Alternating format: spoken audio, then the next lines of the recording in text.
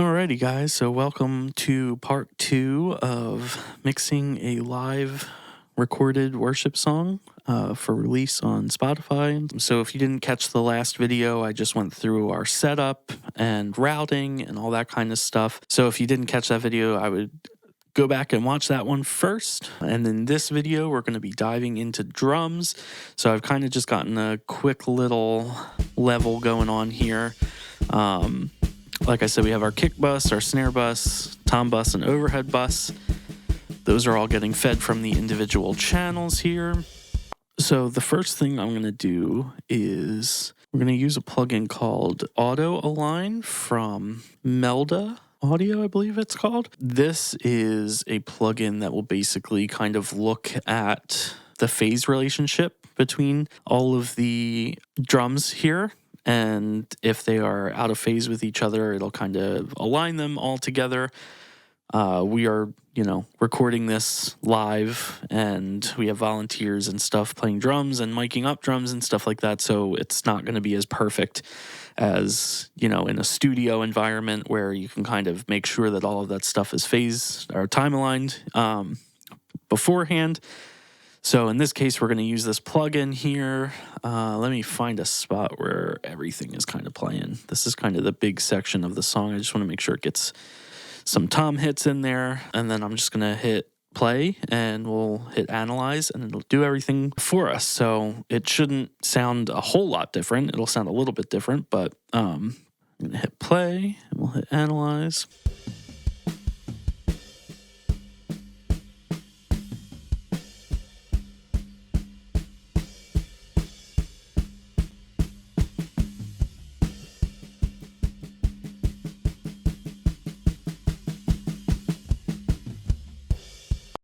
So I don't know if you could hear that difference, but it just kind of tightened everything up a little bit. Just kind of made things a little bit more punchy. Basically what phase cancellation is when you have two or multiple mics picking up the same sound source. If they are not perfectly aligned, sound is going to get picked up in the different mics at different times, which will cause phase cancellation, or you'll lose certain parts of your audio pieces and stuff like that.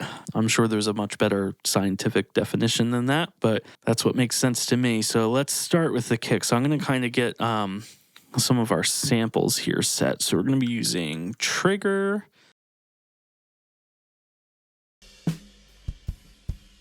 So first things first, I'm going to kind of increase my input level and make sure we're getting nice even hits.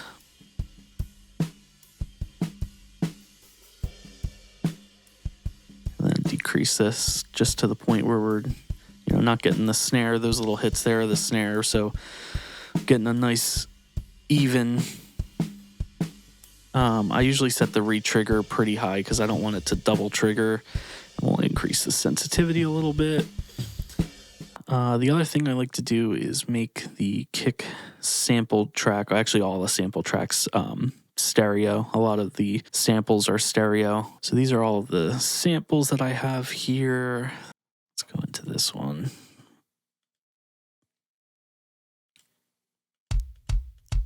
Yeah, that's kind of nice. We'll start with that. We might add some other stuff onto it if I feel like later on it needs a little more punch.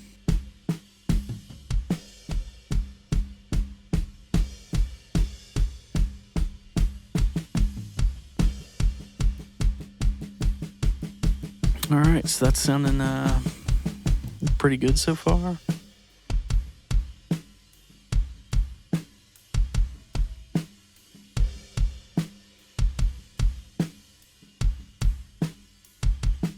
So it's got a nice weight to it, but it's got a decent amount of punch to it as well. So let's do the same thing with the snare top.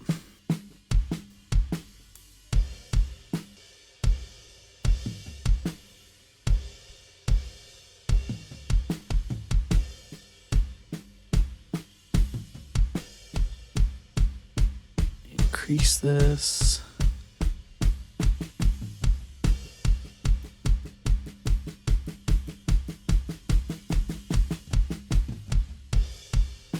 So one of the things that I try to do when triggering, especially snare drum when there's a lot of builds. I'll try and get it to trigger most of the hits. And what I'll do later on is any of the builds and stuff like that, I'll go in and do actual automation on the snare sample channel just to make it sound more natural. I'll actually kind of like ride the fader for those builds. So it'll probably sound a little crazy right now, but just to kind of get started, we'll kind of make it basically trigger every hit. So as far as this, I usually like to use a couple different snare samples here just to kind of get a blend going. One of my favorites is from Drum Sample Shop. They make some really nice, as you can see, I have like pretty much all their drum samples. This is a 14 by 6.5 aluminum snare. Usually use the UK version. I think it's just a difference in the room sound behind it. Bring that in. There's a couple other ones that I like too. Let me see. These are from Mix Worship. I think they had one that I liked.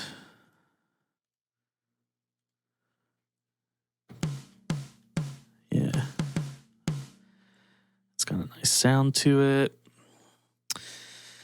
I think I liked this Franklin snare. Had like some...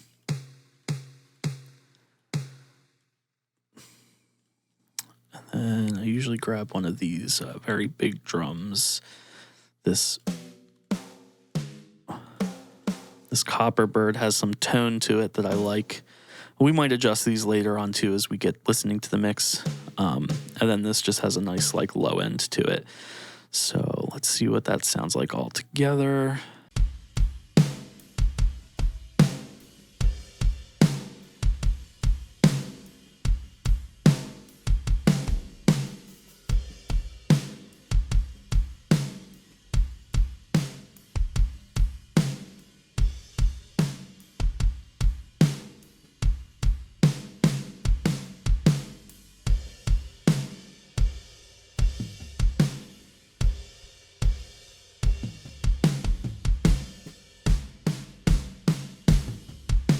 All right, so that sounded pretty good on the snare. Like I said, we might adjust some of those samples a little later on, but for now, that's sounding pretty good to me.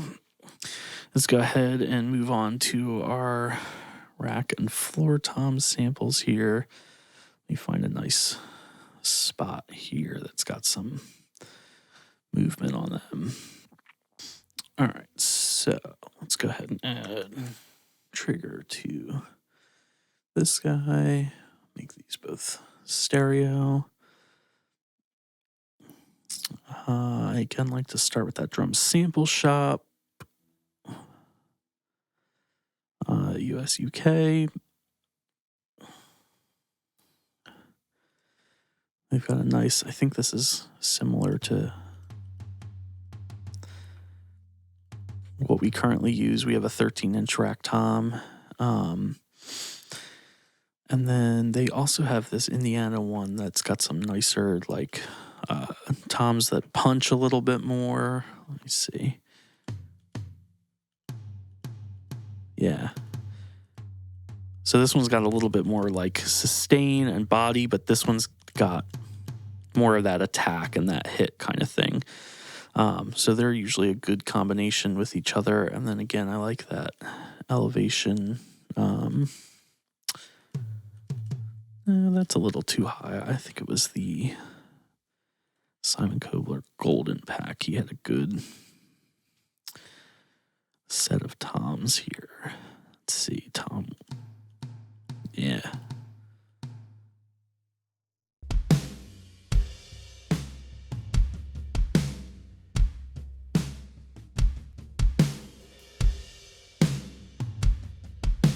Yeah, that sounded pretty good. We'll do the same thing over here.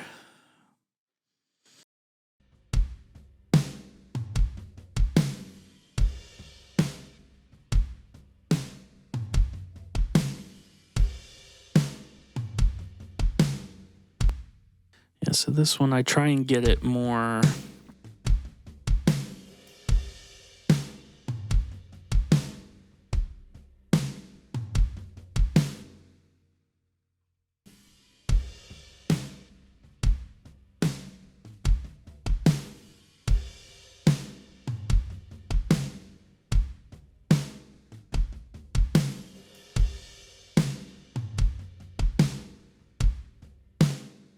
right, so I'm going to go ahead and grab those same couple.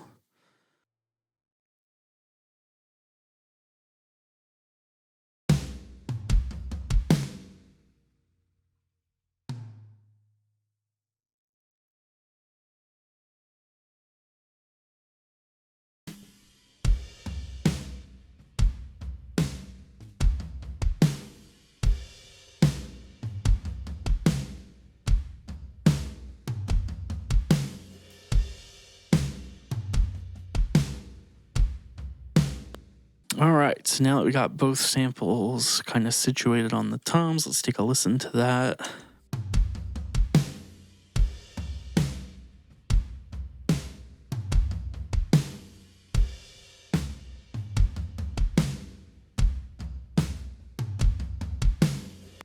All right, that's sounding pretty good there. I just pulled down these just so we could just hear the samples. I feel like this snare now needs a little less of that.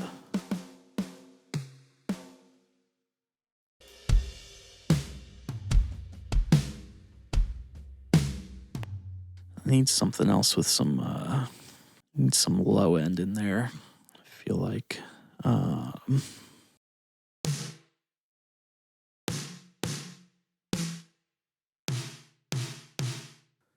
that's got a nice bottom end to it.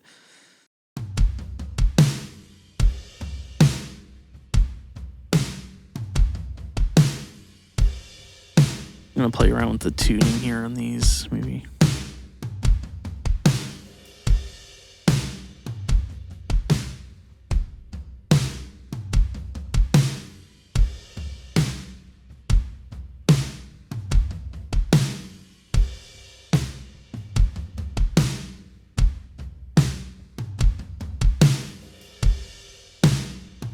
All right, definitely happy with that. So now we have our samples sounding pretty much the way that I would like them to be sounding. Now we'll come into what I like to do is mute the samples next and then try and get the actual drums to sound as good as they can on their own. Now again, they're not perfect, but typically I'll use this SSL G console. I like to push the saturation on it, give it a little more punch, bring up some compression.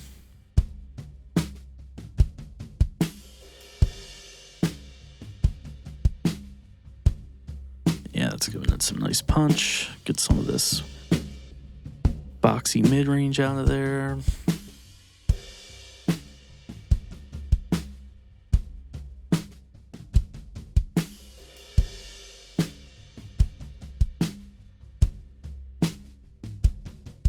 Do the same thing on the kick out. And kind of push the low end a little bit more though on this one. I'm not going to add any top end to that, but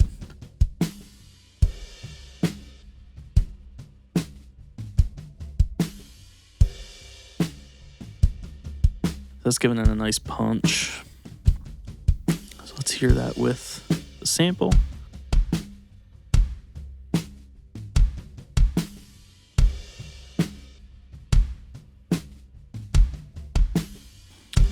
I'm gonna add this to the sample to give that a little bit of saturation. You'll find that I pretty much use this plugin on most everything. Just gives it that nice warm analog sound from an SSL kit. Give it some more of this like real top sparkle. And I kind of want to get rid of some of this more clicky stuff here.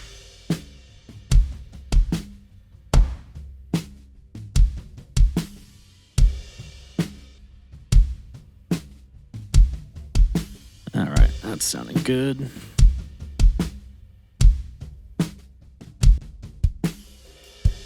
Let's kind of focus on snare here. So that's a live snare for sure. It has a SEV7 mic on it. It's similar to like a SM58 or SM57.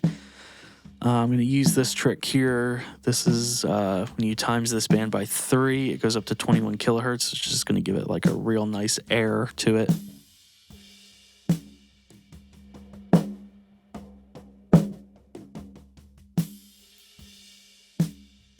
Doesn't need a whole lot of bottom. It already has.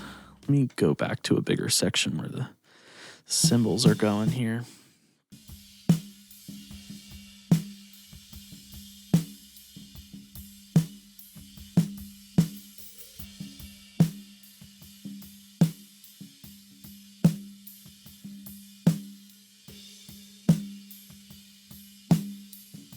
Get some more crack.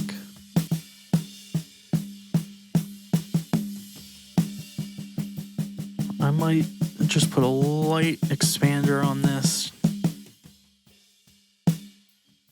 The bleed isn't too bad. So just to get out some of the stuff, I'm not going to go too heavy on it.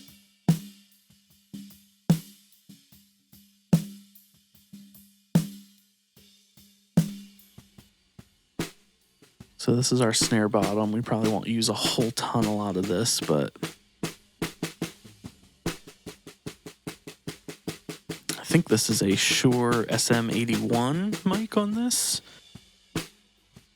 which is like a pencil condenser. There's a lot of mid-range in here that I don't like. Again, I want some like real sizzle from this.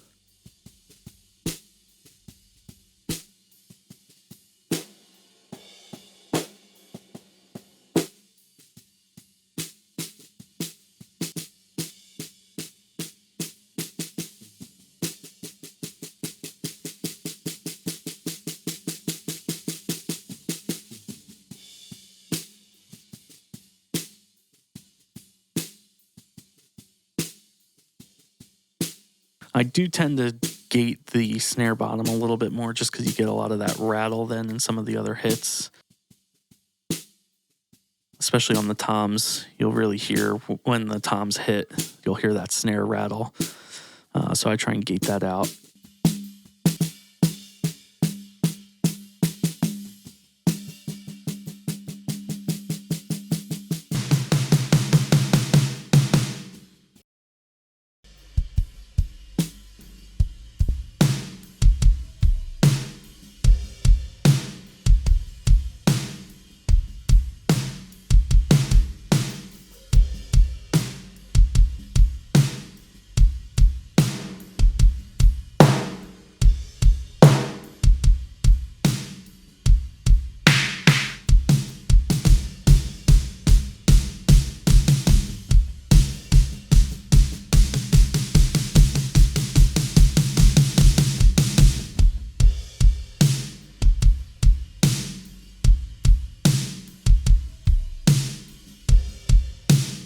So that's on the snare sample there. And give it a little more beef.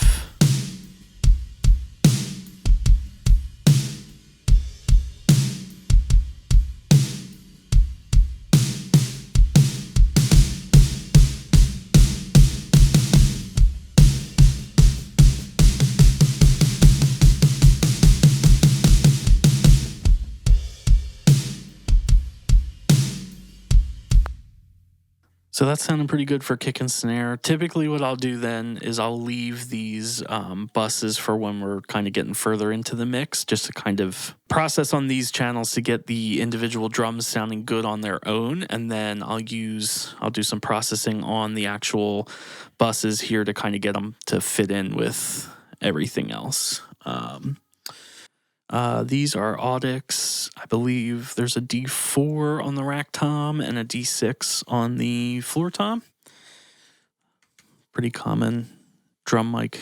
I just really like the way that those sound. We've tried different things. The Sennheiser 904s, I believe, haven't ever really been happy with them. We've even tried some of the higher end mics that you see on toms a lot, like a Sennheiser 421, and just never really loved the sound that we got from that either. So we found that these ones seem to kind of give us the best sound that we look for. So I'm not going to gate these because like I said, I already went in and cleaned up.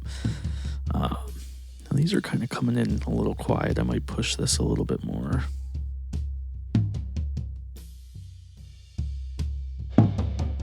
Yeah, there's a lot of... Push some of this, but bring up our high pass. Want some more top end from punch. I'm just going to go ahead and copy that one over for that.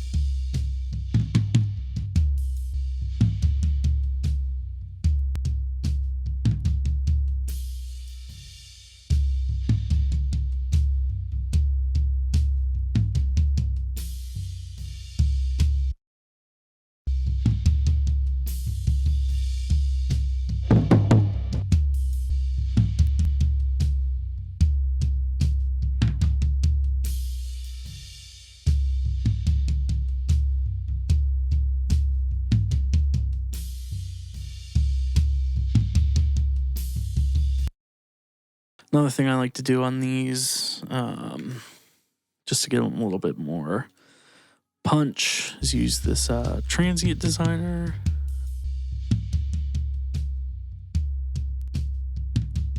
Just to give them a little more punch.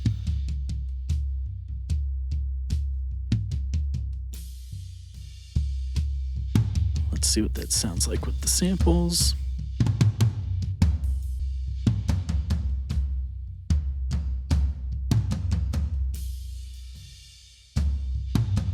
Not too bad. They got a little bit of click going on here. I'm going to kind of take some of that out.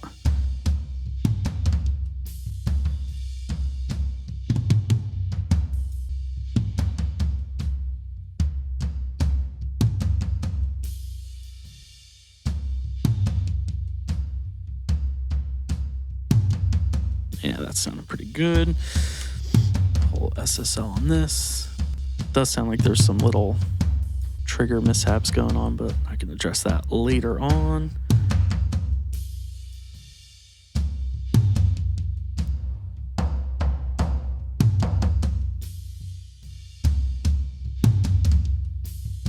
It sounded like there was a little double trigger there.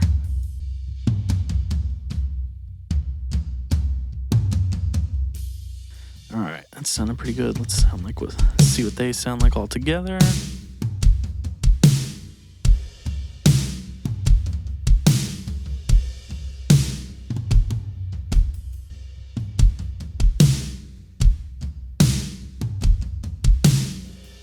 All right, let me go back to here.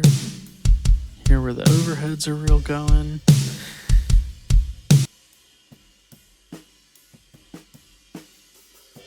So on this one, I will use the bus just because I don't want to go back and forth. I kind of treat them as one thing. So we're definitely going to bring this up. I like to use a fast attack compressor with these,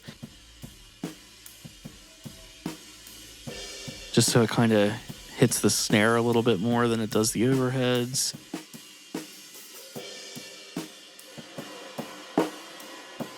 Yeah, this a little wider. Come down here, get rid of a lot of that mud.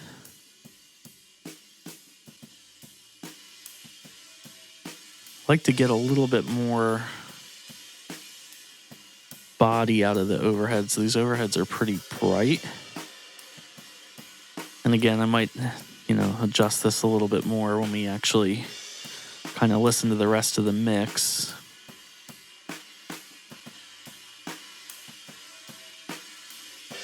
All right, let's see how that's sitting with everything.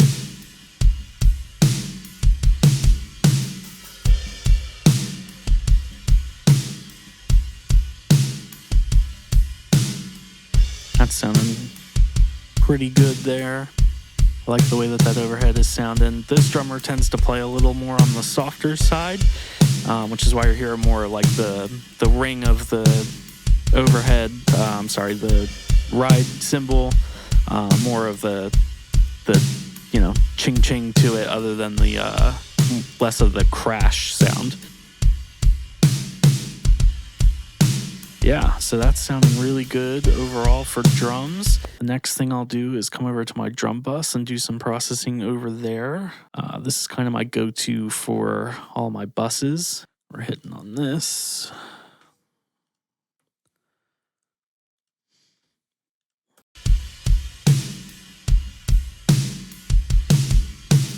So I do feel like I still want a little bit more of this area, this 2K overall in the drums. So it's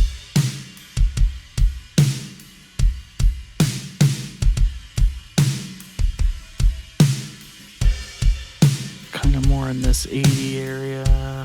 Yeah. And then we'll go ahead and just do a top end shelf. About 10K, just brighten the whole thing up a little bit. Let's turn that off. That sounded really good. And then for my bus compressor, typically we'll use the SSL comp.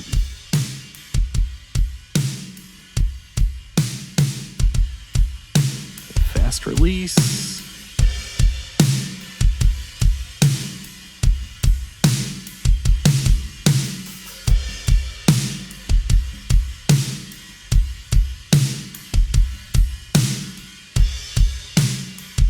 That sounded really good to me. Got a nice big worship drum kind of feel to it. So I'll also use that SSL compressor. We'll do a drum smash over here for some parallel compression. And I typically will just send that from the kick, snare, and tom mics. I don't typically want the overheads in that. They just get really kind of washy. So we'll send this to our drum smash. And set the send level to 0, around 0. And then we'll just smack it really pretty hard. Kind of set a fast attack, fast release, and just kind of crank this.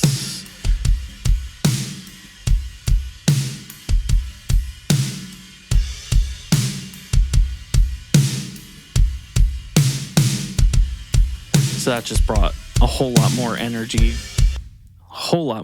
to the drums now. You know, obviously they got a little bit louder too, so some of that could just be, you know, your brain telling you that louder sounds better, but in my mind that does sound better. We'll go ahead and get a room verb going here, like Valhalla room, rooms.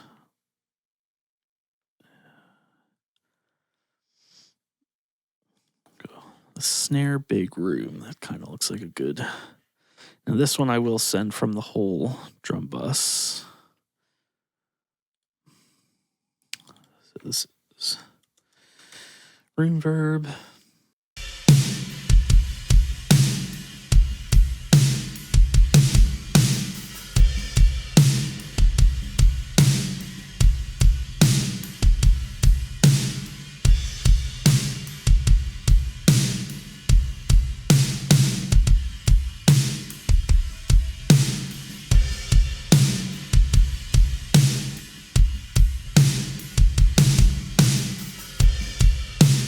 That's sounding pretty good there. Just gives a little bit of room sound to it. And then I will go ahead and set up another one here for just drum verb. I'll use the Valhalla vintage verb for that one. This is one of my favorite reverbs. If you don't have this, I would highly recommend going out and getting it.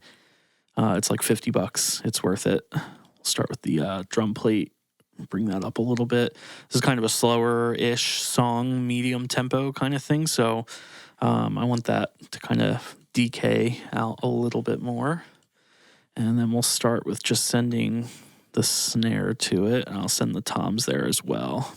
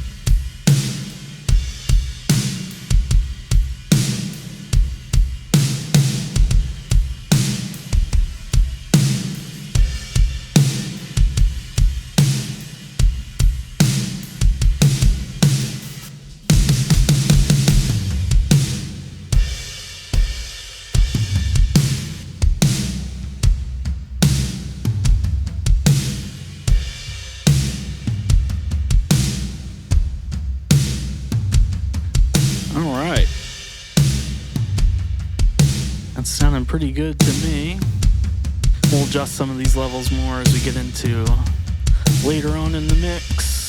But overall, the drums are sounding pretty much right where I would like them to sound. Let's bring in some of the percussion. Just do that real quick, and then we'll move on.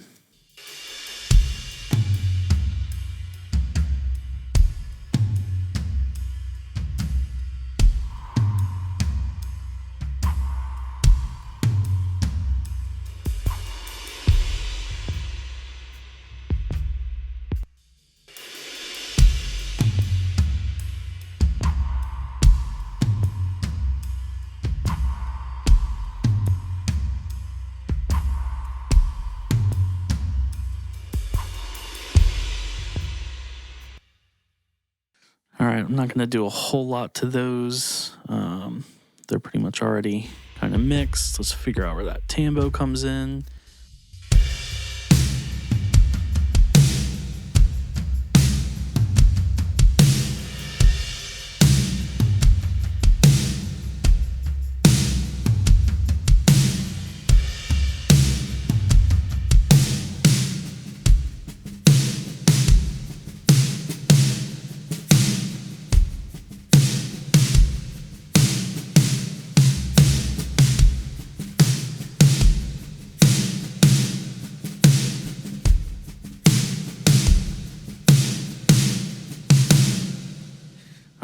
So that is pretty much all for our drum sound here.